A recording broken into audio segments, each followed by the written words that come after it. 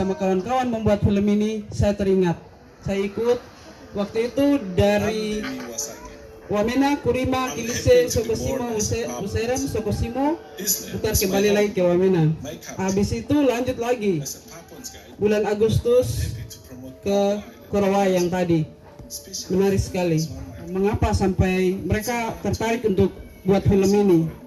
Yulika, awal mulanya seperti apa? Mungkin sebenarnya sederhana aja, Fonsa, bukan dimulai membaca, tetapi dimulai dengan ngopi dan diskusi, begitu. Jadi ketika diskusi-diskusi kecil dengan kakak Demianus Basage itu, saya merasakan ada sebuah irisan atau kesamaan minat yang sama.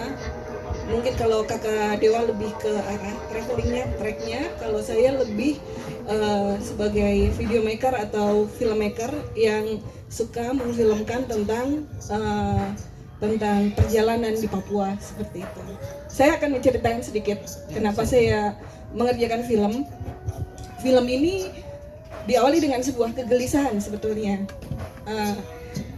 keresahan sebagai seorang filmmaker, dokumenter, sebagai seorang jurnalis, begitu. Ada sebuah pertanyaan di hati saya ketika melihat, kita tahu bahwa di jalur pegunungan tengah Papua itu bukan rahasia lagi ya, ada banyak tantangan medan geografis dan minim dengan fasilitas. Terus pertanyaannya di sana sektor apa yang hidup begitu, yang potensial untuk dikembangkan. Sehingga pada satu titik saya ketemu dengan kakak Dewa, Alfonsa, dan teman-teman bisa bayangkan ketika kita, kebetulan saya cukup banyak melakukan perjalanan ya, baik di daerah Wamena, Yahukimo atau jalur pegunungan tengah Papua. Di sana itu kan tantangannya infrastruktur jalan, terus mungkin fasilitas penginapan yang tidak semaksimal atau di kota, tidak senyaman di kota begitu.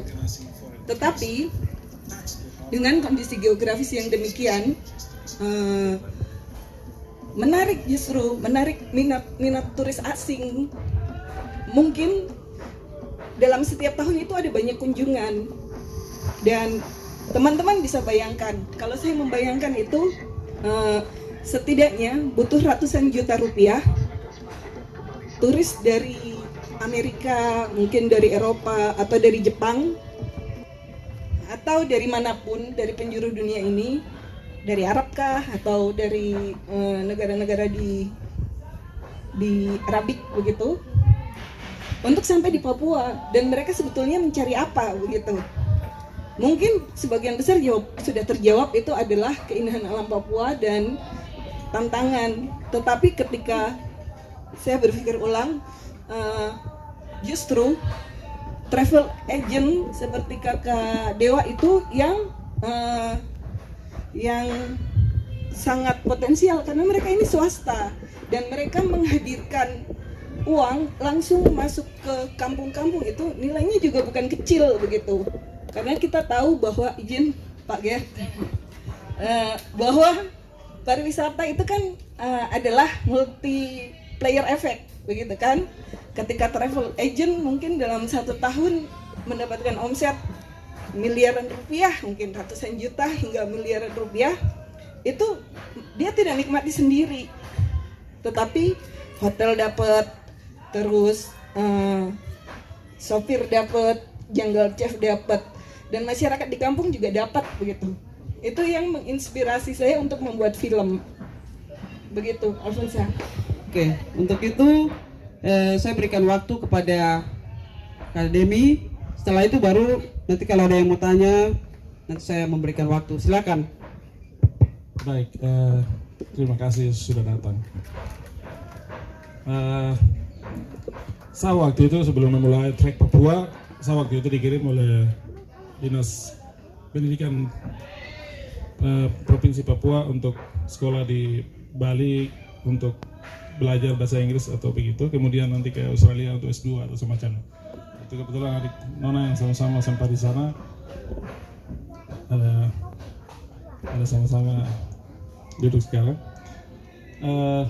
Waktu itu saya dari latar belakang sastra Inggris murni, dan saya tahu bahwa saya tidak mungkin jadi guru.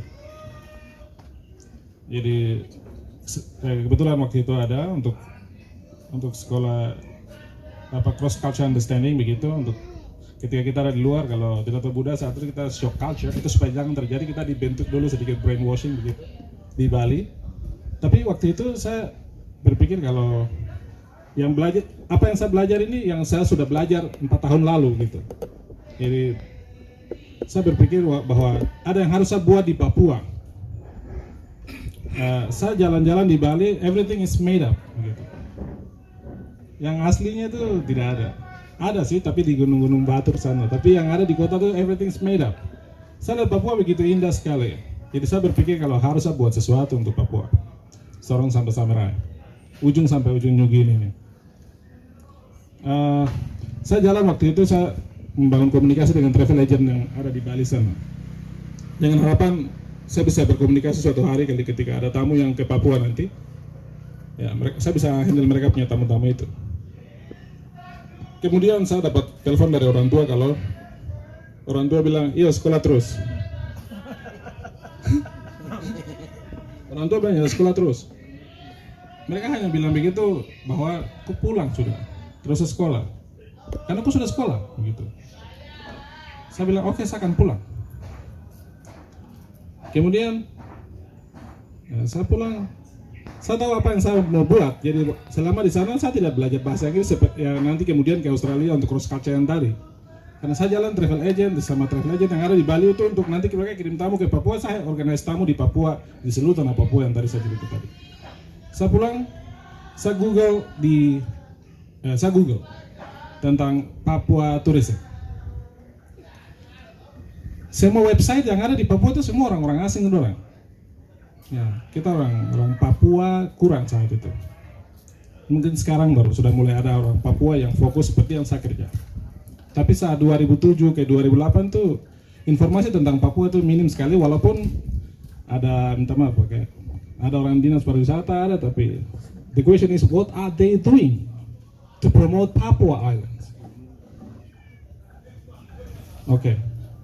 Jadi saya berpikir tidak salah juga kalau saya bisa menulis tentang informasi turisme di tanah Papua. Sorong sampai di Jayapura dulu waktu itu. Nah, saya mulai explore Papua, mulai ada travel agent yang tua di sini. Mereka saya connect dengan mereka saya tamu untuk saya jalan survei dulu di tanah Papua ini, seperti Asmat, seperti Membramo, seperti Arfak, seperti Raja Ampat dan seterusnya. Saya tidak kasih tahu kalau saya akan bikin ini, saya tidak kasih tahu sama sekali. Saya punya mimpi itu saya tidak kasih tahu. Saya hanya waktu itu jadi guide saja. Tapi saya jalan menulis. Saya banyak informasi mulai dari antropologinya, sosiologi sampai dengan tourism information yang ada di peluang yang kemungkinan besar untuk minat khusus bisa masuk ke daerah itu. Kemudian 2008 saya bikin website. Saya Google yang website seperti Papua Trekking saja itu orang Cekoslowakia punya. Terus Papua Adventure itu Kakak Ganteng punya. Ya, dia punya kontribusi besar tanah Papua. Mereka orang-orang hebat yang berpikir untuk ciptakan lapangan kerja. Saya juga mau ada orang Papua juga yang punya travel agent seperti Kakak Ganteng dan ada abang-abang lain yang senior yang bekerja ciptakan lapangan kerja di tanah Papua yang hampir sama dengan minat khusus juga. Saya Google dan tidak ada trek Papua, itu tidak ada yang domain itu tidak ada yang punya.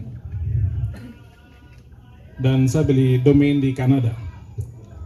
Kebetulan pasti yang tahu WordPress itu pasti tahu bagaimana untuk booking domain dan segala macam. Web itu saya kelola sendiri sampai jadi ini sebuah web dan dengan informasi yang detail tentang tanah Papua untuk Lembah Balin dan seperti yang ada dalam video yang tadi diputar. Dan itu membantu sekali. Nah, saya minta teman di Australia, di Jerman waktu itu, tolong bagaimana Sapu Web ini ada di ranking nomor 1 sampai 10 itu ada di tengah-tengah itu. Saya bayar ke dia. Dia memang orang IT yang jago, dia bikin Sapu Web. Ketika Google track Papua atau tracking begitu, saya ada di 1 sampai 5. Dan itu membantu saya untuk saya punya ranking up begitu. Kemudian informasi turisme di Papua saya terus menulis sebanyak informasi mulai foto dan segala macam. Mulai 2008 sampai 2010 saya tidak ada tamu sama sekali. Jadi ketika punya website bukan berarti langsung ada tamu yang kontak begitu. Karena kau punya website itu belum ranking dalam Google, itu tidak mencapai yang memang standar Google. Jadi harus buat informasi, menulis sebanyak mungkin tentang Papua, mulai dari setiap angle yang ada. Dan kemudian 2011, 10/11 baru mulai ada tamu satu-satu yang kontak. Dan itu dengan demikian saya bisa mengantar tamu dengan saya punya tamu sendiri yang datang kontak saya melalui saya. Hingga detik ini ya mereka orang-orang di kampung mereka tanya, anak kapan datang? Itu hampir dari West Papua, Papua hingga Papua New Guinea mereka tanya, anak kapan datang ke sini? Mereka sangat berharap sekali ada tamu yang datang datang ke kampung mereka, sehingga mereka tahu bahwa mereka punya produk akan dibeli, terus mereka akan melakukan aktivitas budaya seperti perang-perangan atau pangkur sagu, atau nanti pergi berburu atau cari daun yang bisa dikonsumsi sesuai dengan adat tradisi di suku-suku itu. Dan saya berpikir bahwa 20 years otonomi khusus itu tidak it's on the paper begitu. Tapi ketika industri turisme ini langsung manis go to the village. Ya, uang langsung ke kampung dan rasakan oleh masyarakat kecil dengan mereka punya cultural show, mereka bisa dapat income dari situ atau souvenirs atau apapun namanya. So mungkin itu dulu. Baik, terima kasih. Kita beri tepuk tangan dulu. Sedih sekali. Ya. Kamex, untuk satu kali turis datang dari luar negeri itu kira-kira mereka harus bayar berapa itu kira-kira? Untuk terima kasih untuk pertanyaan yang sangat wow. Ini pertanyaan sangat privasi sekali. Iya, tidak. Ya, minta maaf. Tapi Oke, mungkin saya kasih tahu. Estimate maksudnya. Estimate tamu contoh. Jumlah tamu saja maksimal itu 5. Jadi saya tidak buat mass tourism di Papua. Because I know they Baik, terima kasih. throw everything on the Oke. Tenang. Jadi jangan tekan dulu. Bahasanya tanya begitu saja. Langsung ya begini. Kita lanjut lagi. Ini kepada Kakak Yulika. Tadi pertama awal film itu di cuplikan awal itu ada kayak ramas buah merah begitu. Tapi itu kenapa tidak dilanjutkan dalam film itu? Apa cuplikan selanjutnya? Apa yang mereka lakukan begitu? Oke, pertanyaan yang baik. Tapi sebelum menjawab, saya ingin mengucapkan selamat datang kepada saudari saya, Angel Lili Hatta. Silahkan berdiri. Sekretaris Himpunan Pramu Wisata Indonesia Provinsi Papua. Oh, bendahara. Baik.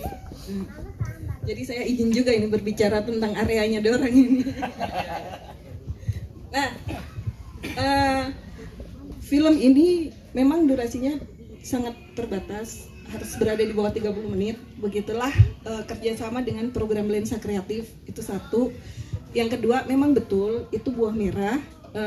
Film dokumenter itu adalah film yang realis. Jadi ketika mereka berbincang di dapur, pada saat itu Mama dengan Ana sedang memeras buah merah, itu sudah yang direkam begitu. Tetapi begini, sudut pandang film ini memang fokusnya pada kacamata seorang guide begitu. Jadi kalau diperhatikan tadi dalam gambar, kadang Kakak Dewa muncul dalam frame, kadang juga hanya gambar saja tetapi diwakili oleh suara begitu. Jadi memang tidak ingin melebar tentang wisatawannya atau tidak ingin melebar tentang budayanya, tetapi berfokus pada kacamata seorang guide. Lebih dalam lagi saya ingin menjawab, film ini saya ada referensi visualnya. Nanti teman-teman bisa cari kalau ada komunitas film di sini juga. Referensi visual film ini adalah film El Bulli